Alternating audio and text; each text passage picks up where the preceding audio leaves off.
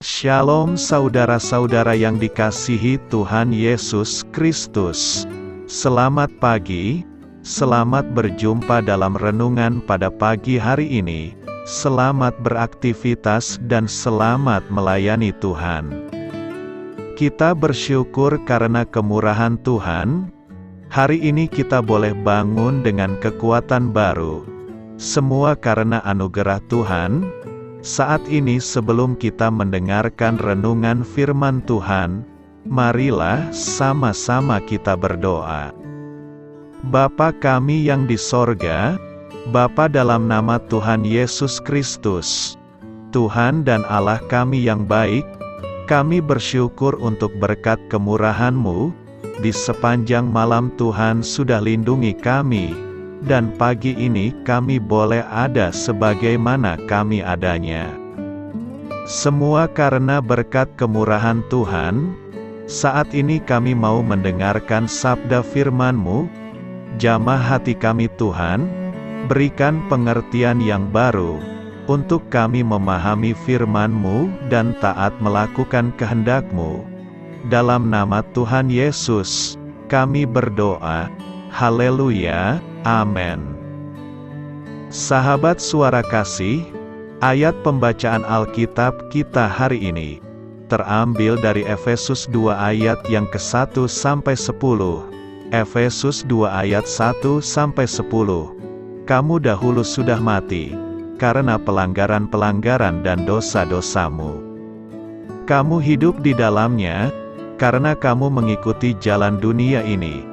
Karena kamu mentaati penguasa kerajaan angkasa, yaitu roh yang sekarang sedang bekerja di antara orang-orang durhaka. Sebenarnya dahulu kami semua juga terhitung di antara mereka, ketika kami hidup di dalam hawa nafsu daging, dan menuruti kehendak daging dan pikiran kami yang jahat. Pada dasarnya kami adalah orang-orang yang harus dimurkai, sama seperti mereka yang lain. Tetapi Allah yang kaya dengan rahmat, oleh karena kasih-Nya yang besar, yang dilimpahkannya kepada kita, telah menghidupkan kita bersama-sama dengan Kristus. Sekalipun kita telah mati oleh kesalahan-kesalahan kita, oleh kasih karunia kamu diselamatkan.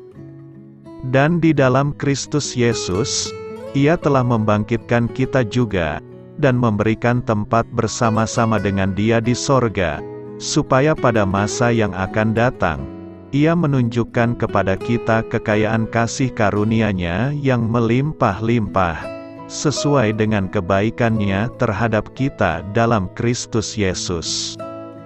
Sebab karena kasih karunia kamu diselamatkan oleh iman, itu bukan hasil usahamu, tetapi pemberian Allah. Itu bukan hasil pekerjaanmu, jangan ada orang yang memegahkan diri. Karena kita ini buatan Allah, diciptakan dalam Kristus Yesus untuk melakukan pekerjaan baik, yang dipersiapkan Allah sebelumnya. Ia mau, supaya kita hidup di dalamnya. Sahabat suara kasih, ayat emas renungan kita hari ini adalah, Efesus 2 ayat 2. Kamu hidup di dalamnya, karena kamu mengikuti jalan dunia ini. Karena kamu mentaati penguasa kerajaan angkasa, yaitu roh yang sekarang sedang bekerja di antara orang-orang durhaka. Judul renungan kita hari ini adalah, Menjalani Hidup dengan Baik, ditulis oleh Claudia Jessica. Sahabat suara kasih, gagasan tentang penghakiman ilahi, mungkin merupakan salah satu ajaran Kristen yang paling menyinggung, mungkin karena ada begitu banyak informasi yang salah tentang neraka dan iblis. Misalnya, beberapa orang berpikir bahwa neraka adalah tempat pesta yang berkelanjutan. Asumsi yang salah lainnya adalah bahwa iblis tinggal di neraka dan memiliki kulit merah, tanduk, kuku yang panjang, serta membawa garpu rumput. Sedangkan Alkitab menggambarkan iblis sebagai panglima penguasa angkasa raya, bekerja di dalam hati orang-orang yang tidak mau menaati Allah.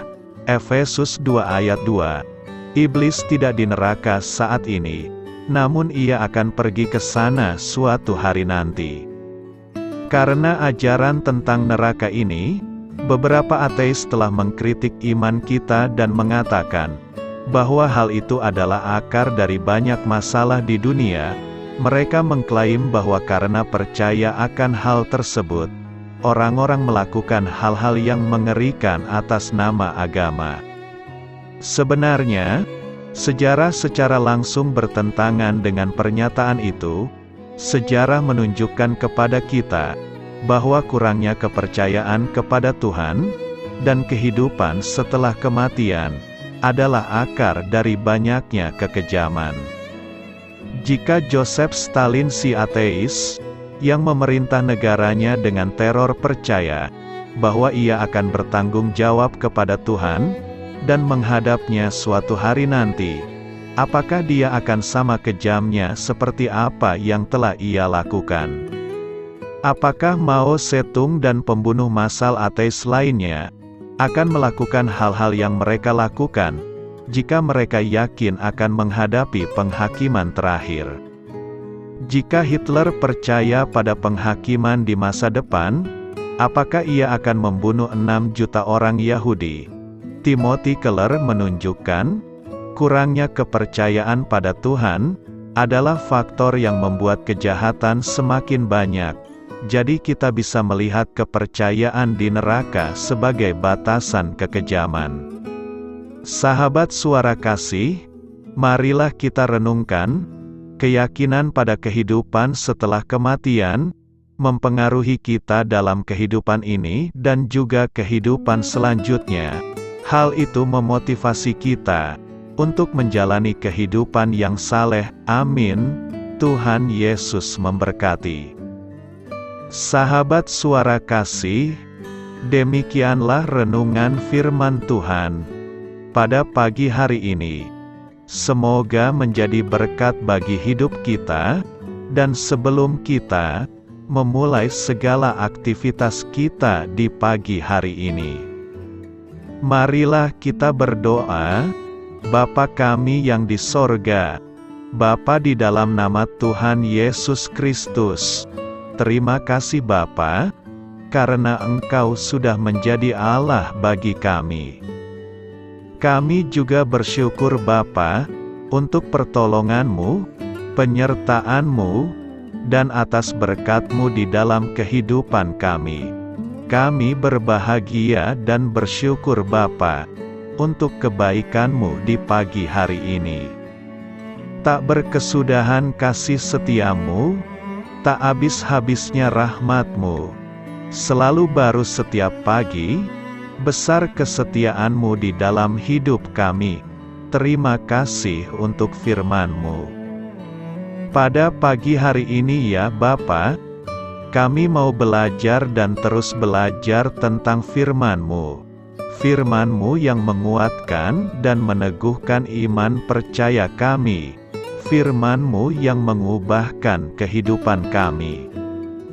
Kami mau berjalan bersama dengan Engkau di sepanjang kehidupan kami Bapa, agar kami tidak tersesat di dalam dunia ini.